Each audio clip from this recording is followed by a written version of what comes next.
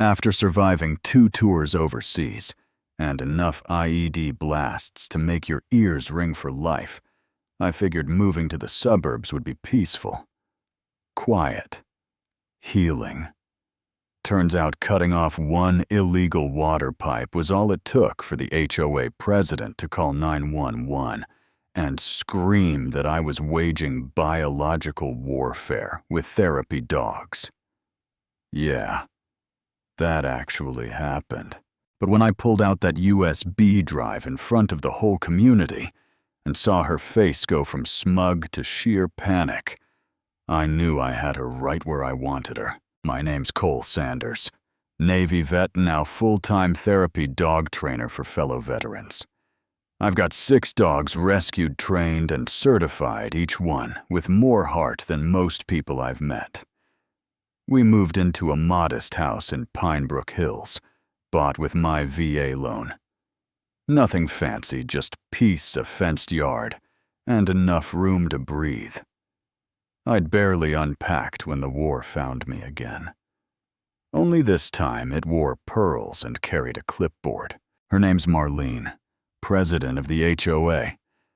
First morning she shows up like it's an ambush, measuring tape, smug smile, and zero chill. She starts measuring my mailbox, says it's off by a couple inches. Then she hears the dogs, and practically has a meltdown on the spot. "How many dogs?" she snaps. "6.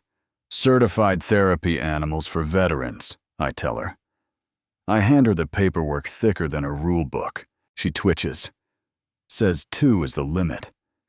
That's when her wannabe security guy, Bert, waddles up.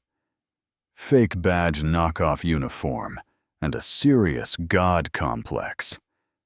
They slap me with fines, noise violations, unauthorized business activity, pet limit breaches. One notice even claimed my dogs were PTSD threats to neighborhood children. It felt like a bad joke, until I realized they were dead serious. Then one day, I find a GPS tracker on Luna's collar. Not some Amazon gadget, industrial grade stuck on with adhesive used in tactical ops. That was it for me. I started logging everything. Photos, videos, timestamps. I knew what this was. Psychological warfare. But I'd been trained for worse. They weren't just trying to find me. They wanted me out. Harassment picked up. Bert pacing in front of my house with his fake radio, Marlene flicking laser pointers through the fence to rile up the dogs, then hitting me with noise violations when they barked. It was so petty, it almost felt unreal. Then came the water. I'd been using a communal spigot behind my fence, something the last owner told me everyone used. I used it to fill kiddie pools for hydrotherapy with the dogs. Marlene shows up screeching about theft. Says I'm stealing HOA water for commercial use. Calls a meeting like I'm running a bootleg spa. I show up in full dress blues.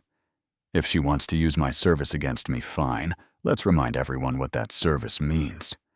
Told them about Duke helping amputee vets walk again, about Charlie who saved lives in Afghanistan. The room shifted. Some folks started seeing through the smoke. Then something unexpected happened.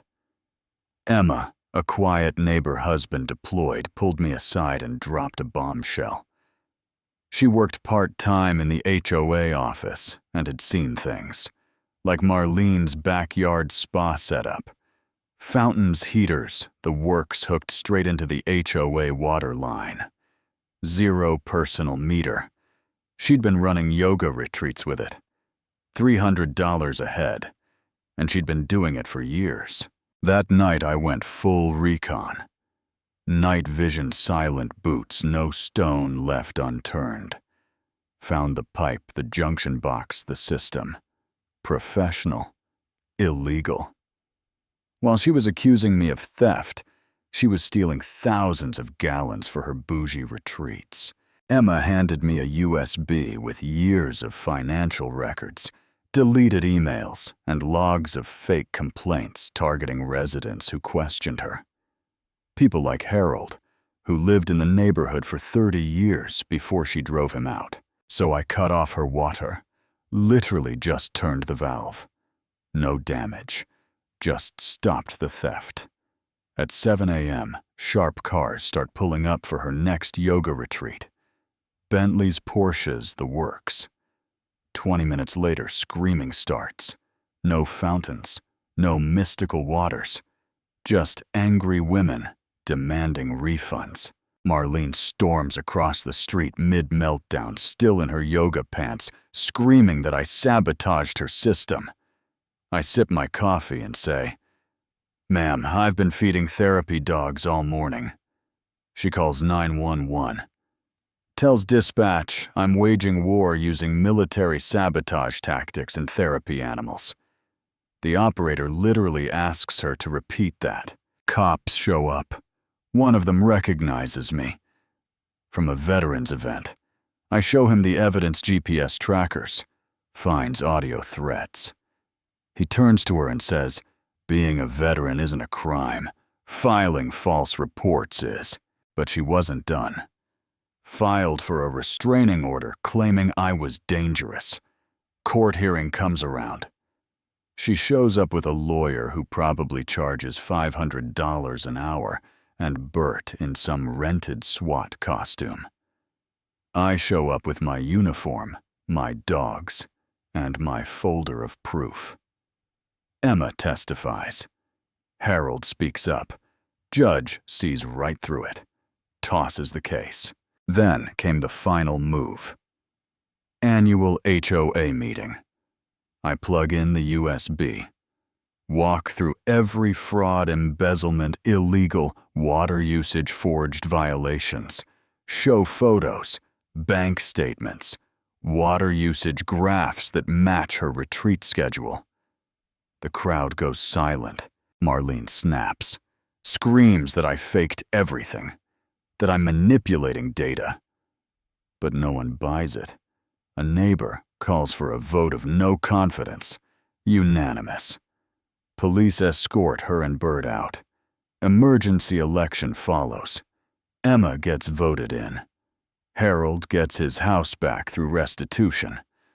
Bert's security business gets shut down.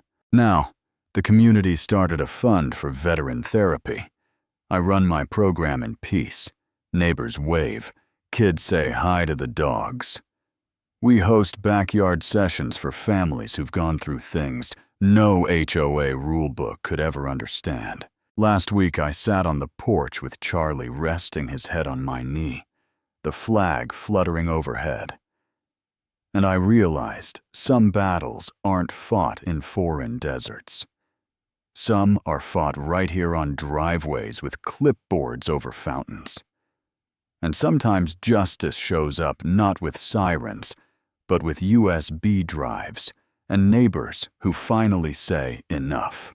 But here's the thing. What would you have done? Was cutting off her water crossing a line? Or was that the only way to expose the truth?